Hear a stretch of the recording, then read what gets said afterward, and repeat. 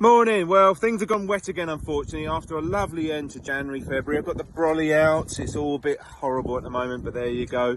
Lovely end to Jan Feb. A lot of guys took advantage of that. Did some microtining, first sand applications, did deep aeration, and that went really well. Timed it perfectly.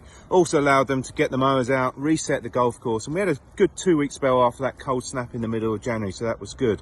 So we're now coming towards the end of February, so the season's not far away. We've got spring renovations not far away as well, but I always advise, and if you can, try and, well, I advise don't start any projects after February into March, because March is a renovation, getting the golf course ready month, unless it's absolutely necessary.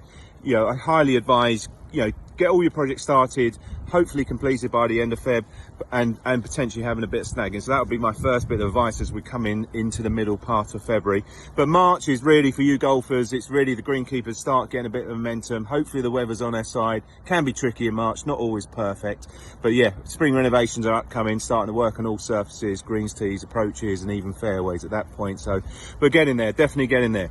And then one of the things I've been asked, and feel free to fire in questions, I'll cover these in the agronomy updates, is about spray tanks, pre-mixers, because I'm a big advocate of raw materials, and the good news is a lot of the raw materials, ammonia, ureas, come down or stabilize, so that's all looking very positive.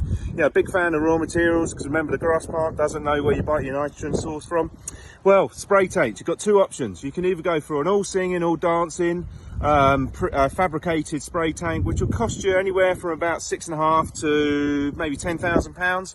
Or the other way, which I have a lot of courses, is using an old sprayer or a IBC, converting that, getting someone, if you're good on plumbing, you can do it yourself, or if you need to get a plumber in, you can do that. That will cost you roughly, you have to buy a pump, roughly around about £750 to £1,500. So you've got two options there.